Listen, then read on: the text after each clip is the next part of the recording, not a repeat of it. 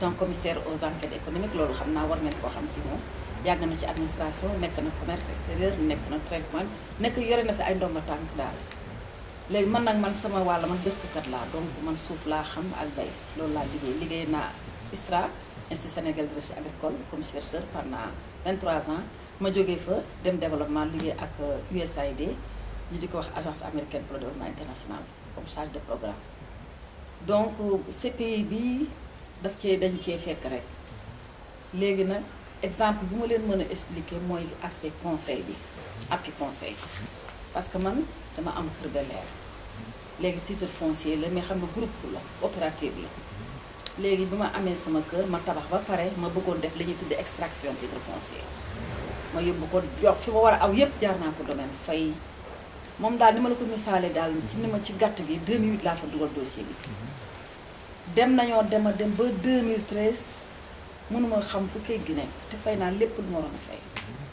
ba ma jaaxle ba jaax rek ma bés rek ñu toog di waxtaan ma ne ko ndax sa compagnie bi nañ toppatoo ay kii mu ne ma may sama benn fonction mooy appui conseil ma daal di koy jébbal dossier yi ci weeru koor lañ ne motul 6 mois ñu dem sama yëpp dama ànd rek xale bi dafa ma yóbbu rek domaine fii nii ci kii bi nu mu tudd foire bi ñu jàll ci dossier mu wan ma yëpp étape yi rek dama jaar rek signé jël sama kayit ñëw donc vraiment ci ko xam ne presque juróomi at topp nga ci kayit bi xamatuma sax fu kayit bu nekk ku ma xam nag dem naa fa taxaw moom def ko lu mat 6 mois gëw ma ko sax parce que je n'ai plus les dates en tête ma daal jël sama papier bu tegee ci loolu terrain yi wax dëgg yàlla am na ñu bari ñu ma xam wala naa ko ñoom bu ñu paree ci terrain yi ba mu yox la sa kayit jubal ci notaire bi jógee ci notaire bi nga continuer dem impôt et domaine xam nga nu ko tuddee conservation foncière yooyu yëpp ci moom lañ ko jàngee xam ko donc du man rek j'ai d'autres exemples yu bari ñu xam ne ci ñoom lañ jaar am na sunu collègue boo xam ne tabaxal na ko kër donc te loolu ci programme ci la bokk donc daal ci gàtt ki daal madame Samba elle est très efficace. yow dégg naa sa biir wax nga ne am na ñoo ko booleel. waaw moom ci lan la leen jàppale ci ay kër la leen jàppale wala da leen jaay ci kër kër la leen jàppale dañ jaay ay kër waaw dañ jaay kër am na ku ñu doon cité léegi sama collègue la moom it nekk moom dafa basé Accra mais fii ci Ngor mi jënd na fi terrain jaay na fi aussi ci boori Mamel yi sama ay collègues yu xam ne ñooñu tabax nañu am na ci koo xam ne sax moom moo ko tabaxal ba ko kër bi ma ko gisee daf na vraiment je suis très satisfaite de ce que madame Samba a fait pour moi donc ami moom wax dëgg yàlla jub laa ko xamee jub ak dëgg te liggéey nag da ciy dem ba jeex rek. waaw parce que moom gis nañ ne dafa wax ne l'immobilier autrement. waaw te autrement boobu noonu. parce que autrement bi mooy këyit. parce que man ni ma ko gisee nit ñu bari fii dañuy xam nu ñu ko waxee délibéré da ngay dem jël sa këyit à la fin yow yaragoo dara parce que xam nga mën naa am ni këyit tey. ñoo war ngaa dem ci notaire suma mbokk bari xamuñ ne da nga war a dem ci notaire fi mu da ngay jënd kër ba pare après ñoo ndax dem nga ci notaire ngay taxaw di naan waaw dafa war a am notaire après ñun ne il faut nga dem notaire soo demee def notaire fay say kii ñu la demal conservation foncière donc étape boobu moo lay wax ne këyit gi boobu këyit dëgg la mais sinon da ngay am ko am délibéré effectivement fay nga xam nga da ngay def ay versement ba mu mat yow pour mu yow rek am nga kër mais des na étape yooyu nag moom au moins da la ciy dimbale waaw moo tax toujours ngay dégg ay litige ani sa kayitu kër lañ la laaj parce que kayit gi loo ci mënti dégg kayit la kayit yoon boo mënti dem ñu la an sa kayit soo demee yóbbu ay délibéré rek yooyu ñooy la kii des na am nga yeneen étape yooyu est-ce que notaire demoon nga fa donc yooyu je pense que aussi loolu da ciy dimbali nit ñi lu bëri bëri ñu bëri ngi fii ñëw dañuy ñëw rek ñu wax leen yoon wi am nañu aussi ñu am seen kër di ko jox mu leen di luyeel loolu aussi da cee farlu c'est un juriste nag xam na yëf yi parce que bon ñu bëri aussi dañu ngi jaay di jënd mais duñ xam yoon yi waaw xam nga jaay yomb na waaye nag boo paree finalisation boobu mooy nekk problème xam ñu nekkoon ci coopérative ba ñu sësee pour def suñu extraction titre foncier damaa foog ne lu yomb la def jaar fu ma war a jaar yëpp domaine fay sama yëpp ba mu mat waaye këyit bala ma ko gis damaa dox ba sonn ma jéggi ma ne waaw man ndax naa ko gisaat mais dafa am ay yoon yu xam ne xañ na këyit yaa nga fa woon mais mënuma fa woon yegg très bien te du man rek y a d'autres ñu xam ne ñoo cay tegu ci dossier yooyu. comme madame Badiane balaa ñoo jeexal rek ñu laaj léegi yow tey boo doon conseillé tey Sénégalais ak surtout ñi nga xam ñu ngi bitim réew ndax ñi nekk bitim réew tey ñoo gën a sonn sax ñu nekk biir ndax ñu nekk bitim réew maanaam dañoo sori seen réew. moo tax ñu naan bitim réew tey boo leen di conseillé loolu leen di conseillé. su fekkee ne kër leen tax a jóg. madame Samba moom CPI moom.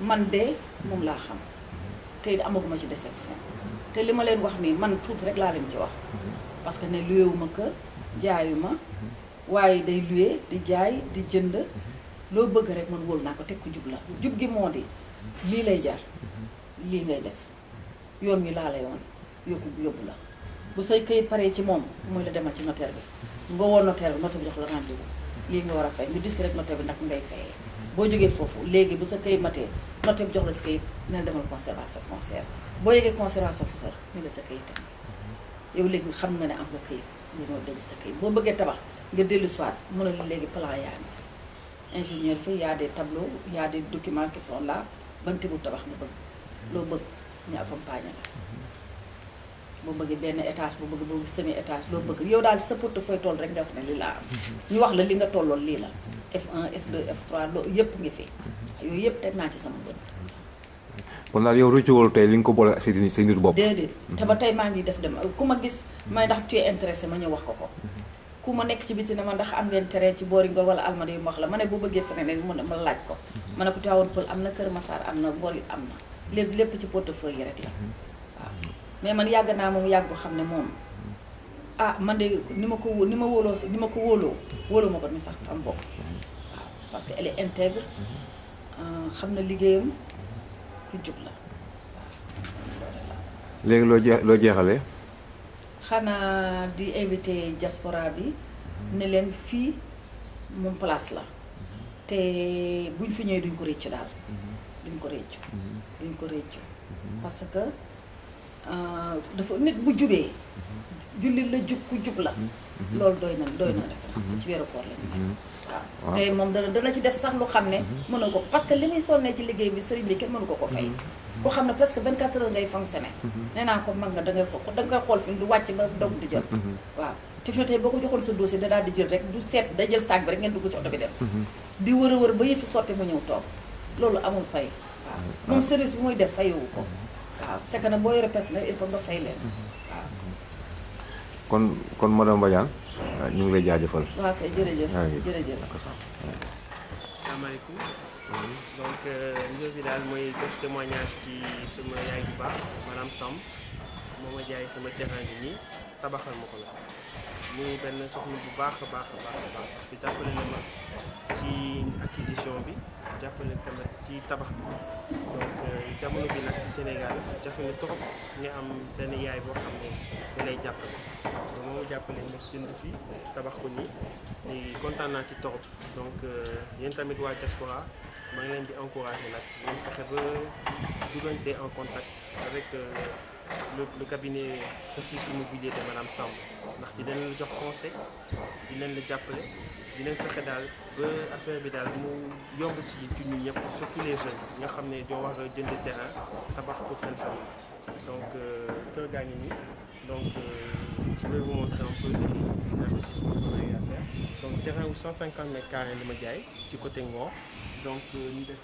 R+1 avec terrasse accessible donc ñu ma ko dikkalee moom du ma wax prix bi mais fexe na daal ba mu yomb daal ci man vraiment maa ngi koy remercier di ko gërëm ndaxte bon ça c'est les réalisations benn rêve la boo xam ne nit ku nekk bëgg nga am sa kër donc moom daal je dirais que c'est la faiseuse de rêve daal maanaam moom mooy may defal ay am sa rêve daal dénk ko maanaam Samb xam naa dina ci jàppale bu baax a baax.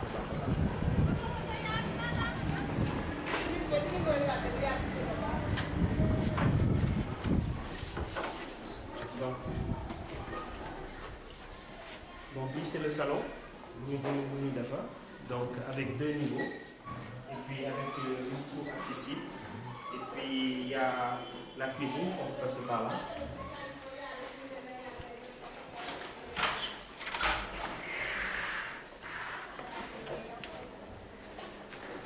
Vous voyez, c'est très aéré, cuisine dans les murs.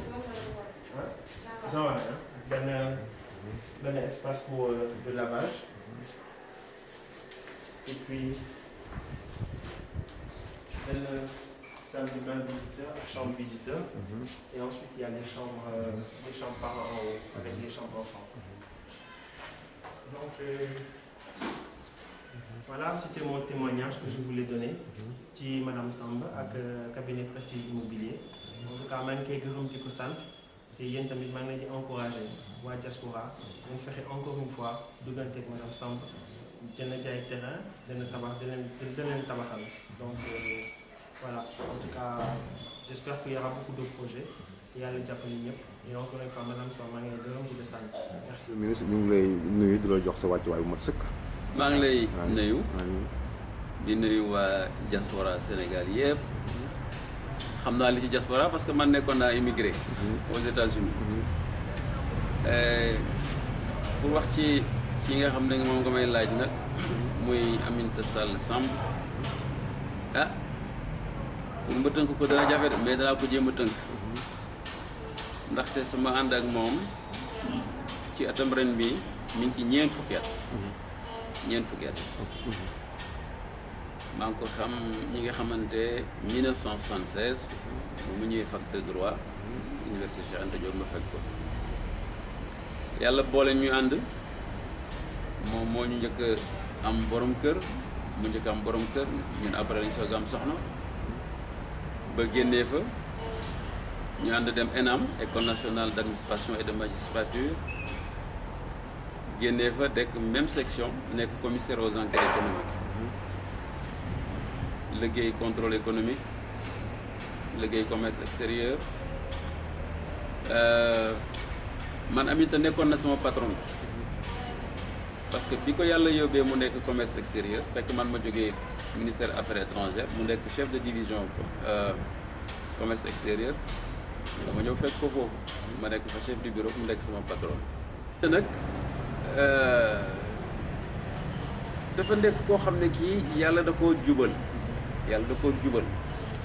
maa ngi fàttali ko bi nga xamee ne ñu ngi nekk contrôle économique mu doon liggéey bu jafe moom rek la Jean Collin mos a bind Jean Collin xam ngeen ko mbiram dafa jafe woon moom rek la Jean Collin mos a bind lettre di ko féliciter ngir liggéey bi nga xam ne mi ngi koy liggéey ak jubal yi nga xam ne mi ngi ko doon def ci contrôle économique te contrôle économique dana bunt boo xam ne bii buntu xaalis la mais 40 ans ñun def nañ lu mat fanweeri at ak ñett ci administration mosuma dégg lu Aminata laal alalu jàmbur mosuma dégg lu mu luubal man mii nekk man li ma Ablaye di dénk ci ministère dénk ko kenn ministère bu dul ministère u jinne yore naa bu fekkoon ne tey dañ ma tudd ci ñi nga xam ne njort nañ ne dañoo luubal xaalisu Sénégal du ma ñëw fii tey di témoigner ci Aminata Sall parce que yàlla daf ñoo boole jukko jub laa ko xamee bëgg du tooñ kenn boo ko tooñee nag man ngeen a rayante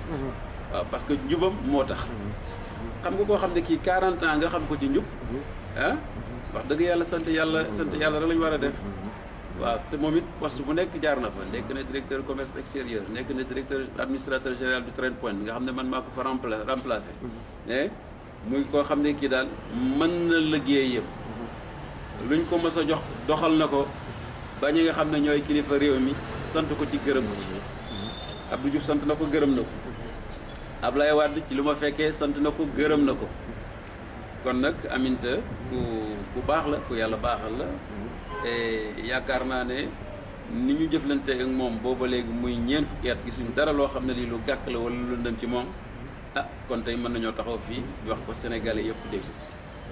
kon mun nañ jàpp ne kon te immigré yi nga xam ne ñoo am wàllu problème ci wàllu suuf ak li ni mel tey seen xel war naa dal comme moom jën bu dugg ci mbir mi. waaw seen xel yaakaar naa mën naa dal bu baax parce que bu dul loolu sax moom bi mu jëlee disponibilité génn administration dafa nekk ci affaire privée xaw na cee yàgg boobu ba léegi te ak jamono ñu tëre di ji lu nekk man fay am mosuñ maa ñëw ne ma sa xarit bi sa doomu ndey bi nangam loo xam ne lii ŋàññ la wala di ko yàq deram mosuma koo dégg mosuma koo gis di kon nag kooku ku mu jëflanteeg moo xam émigré nga nekk wala nga nekk Sénégal am nañ yaakaar ne lañ cay séentu ñoom yàlla dana leen ci defal ndam ba lépp sotti jàmm ak salaam waaw am nañ ci yaakaar bu baax a baax parce que vraiment nag man de wóolu naa ko alhamdulilah comme wóolu naa ko nag damay yaakaar ni ma ko wóolool la ko Sénégalais yëpp war a wóolu kilifa yi nekkoon ngan ko réew mi ci wóolu nañ ko ba di ko dénk li nga xam ne mooy responsabilité mosu caa yàq mosu caa def lu ñaaw kenn mosu ko caa dégg lu bon kon nag bu ne tey day jëflanteeg émigré yi ñi nga xam ne ñi nekk bitim réew am loo xam ne dañoo xam ne bëgg nañ ko ñun suñu wàll mooy wax leen ne yaakaar nañ ne seen xel dana dal ci li nga xam ne moom la Aminata di def ba lépp sotti ak jàmm ak salaam dañuy ñaan yàlla rek yàlla mi nga xam ne mooy sotti yàlla ko yàlla sotti ba ñoom ñëpp ku nekk li nga ci bëgg nga am ko benn gàllankoor bëgg ci bañ cee dugg cat bañ cee dugg saytaane bañ cee dugg. kon monsieur le ministre ñu ngi lay jaajëf bu baax a baax. Vous avez vu tout comme moi les témoignages, en tout cas c'est de très bonnes réponses à nos attentes. Maintenant ma question est la suivante. Pensez-vous qu'il est temps que le gouvernement et les autres décideurs de ce pays commencent à prendre en compte les Sénégalais de la diaspora dans le cadre de l'élaboration de la politique de développement de l'habitat? À vous, Ce ministère a été créé. Vraiment, c'était quelque chose d'extraordinaire pour nous, expatriés. Nous avons notre ministère de tutelle. Alors donc, pour nous, finir les problèmes. Voilà. Alors, la volonté qu'avait peut-être le président d'alors de mettre ce ministère en place, cette volonté de réussir n'était pas du tout la volonté de ceux qui ont dirigé ce département, je veux dire donc les gens, les ministres qui l'ont dirigé. Certainement, on peut aussi comprendre ce que c'est la migration parce que la migration est une réalité. L'immigration est une réalité. C'est pas prendre sa valise et partir. Non, pas du tout. Ça tourne. Alors les gens ont toujours voyagé. Les planètes tournent maintenant et qui entraînent les gens dans leur mouvement par rapport au développement, à la mondialisation. Il faut que les gens partent. Nous, en tant qu'acteurs, en tout cas, justement, dans l'immobilier, de tout faire pour bien nous organiser, de tout encadrer, de travailler ensemble main dans la main, de voir les différents intervenants, qu'ils soient économiques, que ce soit les géomètres, etc., pour qu'on puisse ensemble avancer. Après, l'État viendra en cours de route. Parce qu'un homme disait, Emmanuel Kant, à chaque fois qu'un homme agit, il doit agir de sorte que son action soit un exemple universel. Absolument. Donc voilà ma philosophie de vie. À chaque fois que j'agis, je dois agir de sorte que mon action soit un exemple universel. Voilà en quoi je crois. Donc s'il y a cette philosophie-là, si je l'épouse, je pense que si certains l'épousent comme maître, comme monsieur le ministre, je pense qu'on peut aller de l'avant. Mais pas tout remettre sur le dos de l'État. Moi, c'est ça que je ne peux pas accepter. Parce que sinon, ce serait trop facile. Chaque fois, l'État. L'État ne peut pas tout faire. Il faut pas tout faire. Comme on dit, excusez-moi, en Wolof, bye bye ce tol. Wow. N'est-ce pas? Donc, c'est important qu'on commence déjà par nous-mêmes. Que nous-mêmes, on se remette en question. Que nous-mêmes, on montre la voie. Après, si on alerte, ou bien en tout cas, on demande l'aide des autorités, les autorités seront là pour nous accompagner. Parce qu'ils verront qu'il y a voilà, ça qui a été fait. Mais si rien n'est fait. Donc les autorités ne peuvent pas nous aider. J'ai eu l'expérience américaine. C'est vrai, l'État est là pour tout le monde. On peut les pousser à créer les conditions sécuritaires pour que nous, même si on investit dans ce pays, on soit sûr que cet investissement et ne pas être sujet d'un problème d'escroquerie. C'est pourquoi je dis que nous, en tant que diaspora, nous devons prendre en charge. Parce que si on parle d'émergence aujourd'hui, c'est parce que il y a des pays émergents. Et si la diaspora fréquente les pays émergents, frotte avec l'émergence et avoir l'expertise nécessaire qu'il faut. Moi, je pense que l'État doit commencer par eux-mêmes et ne pas permettre à des gens qui n'ont pas fait l'extérieur et créer comme ça parce que des relations politiques leur permettent la plupart du temps de pouvoir créer des soucis et aller arnaquer les gens. C'est ça qui n'est pas beau. Donc moi je pense que la meilleure solution aujourd'hui, c'est qu'on puisse, nous, en tant que diaspora, nous organiser, voir les experts, l'expertise immobilière qui se trouve dans la diaspora, l'expertise financière, les banques et tout ça là. Nous avons notre argent. Nous avons des hommes déjà qui frottent avec le développement, qui ont l'expertise. Et c'est à nous maintenant de nous organiser pour pouvoir présenter des produits, la sécurité et tout cela pour que quand quelqu'un rentre, par exemple, dans la diaspora en ligne d'Arnet ou diaspora télévision, qu'il écoute et qui rentre dans le website pour regarder, tu vois, l'ensemble de la gamme ou bien des services exposés, qu'il puisse dire que bon, telle compagnie dirigée par M. Sam qui a vécu tel. Bon, moi, je peux vraiment... C'est même pas la peine qu'ils nous consultent, nous, la diaspora. Ils remettent la direction de l'habitat des Sénégalais de l'extérieur en privé. Parce que c'est l'État qui dit, je vais faire asseoir une politique publique-privée.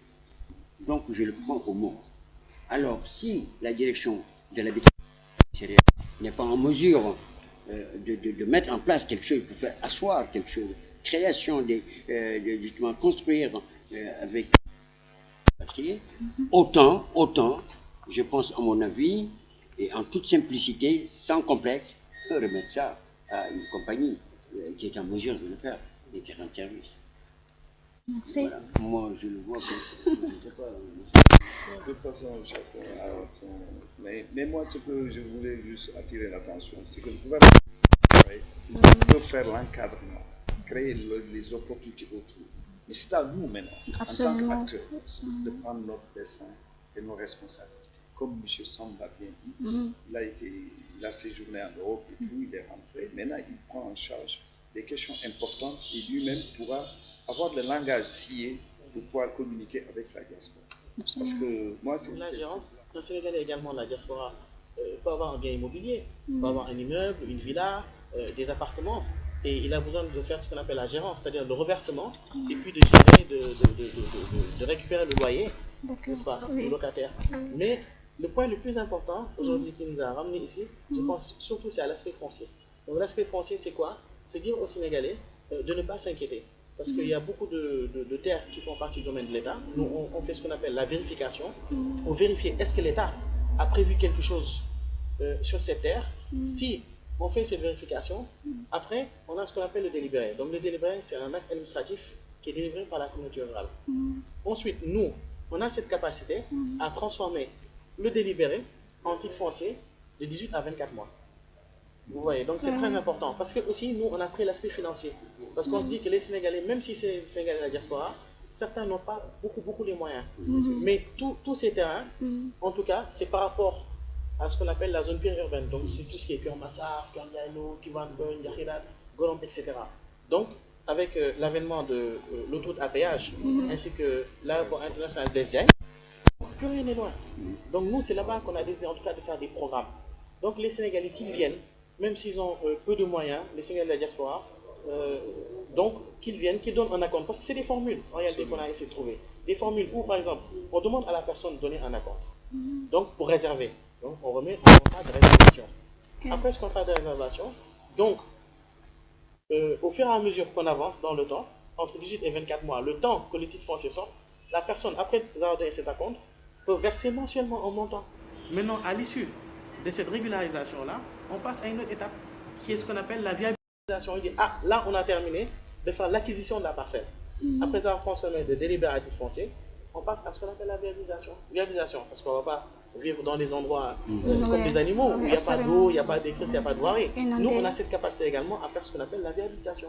Donc, on va mettre de l'eau, adduction d'eau, donc le réseau va être électrifié, et il y aura également voirie. Voirie, il y a latérite, ou bien il y a du goudron. Ça, c'est la deuxième étape. La troisième étape, c'est la maison. Donc, en fait, nous, on a trouvé cette formule en 3 étapes. Donc, la personne, elle donne un acompte, par exemple, de 2 millions. Supposons le terrain est à 4 500 000, 2 millions. On sait qu'après, il y a la régularisation. Donc, elle paye petit à petit. Après cela, il y a la viabilisation. Donc, voilà les formules sur lesquelles on a réfléchi pendant des années. Et je pense que ces formules pourront marcher, afin de ne pas non plus léser les gens. Parce que tout le monde, tout un chacun souhaite avoir une villa. Parce que villa, moi, je suis tout là, comme on dit. Donc, c'est important. Donc, certaines sociétés sont allées à l'extérieur, essayer quand même d'exposer ou bien de vendre leur idée, le produit. Mais à la fin, en général, la majorité des immigrés de la diaspora sont déçus. Soit ils n'ont pas le produit fini qu'ils voulaient, ou bien on leur présente un service et à la fin ils n'ont pas la qualité du service qu'on leur avait présenté. Moi je pense que c'est un débat intéressant qu'il faut soulever à l'heure actuelle pour aider à ce que les Sénégalais, surtout la diaspora, qui travaillent 24 heures sur 24, et leur rêve c'est d'avoir un emploi au Sénégal, qu'on puisse trouver la formule, la communication qu'il faut pour essayer de les aider pour qu'ils puissent avoir la bonne information. Parce que c'est ça qui crée vraiment des difficultés. Parce que parfois, ils se réfugient derrière une image et à la fin, ils travestissent même cette position. Parce que moi-même, par expérience, comme vous le savez, j'étais au bureau économique et la majorité des promoteurs immobiliers passent là-bas. Et en cherchant évidemment qu'on qu'on les appelle les Sénégalais. Et ça, c'est une responsabilité énorme. Parce que moi-même, on a cherché à me faire parler et puis inviter mes amis à venir souscrire à leur projet. Mais heureusement que chaque fois, je faisais attention. Parce que si je n'ai pas les preuves de terre, tout ça là, des papiers qu'il faut pour pouvoir justifier, tu vois, tous ces trucs de foncier, c'est pas facile.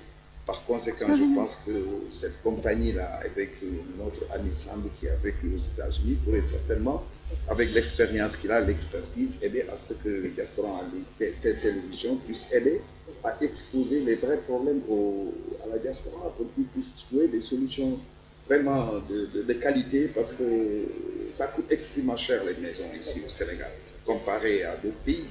Donc moi, je pense que ce sera vraiment une solution de pouvoir venir ici devant la diaspora, exposer vos projets et puis les aider à pouvoir sécuriser vraiment leur investissement. Ça, je pense que merci monsieur le ministre. kon mbir mi fii la CPI ku bëgg kër bu yaatu te yomb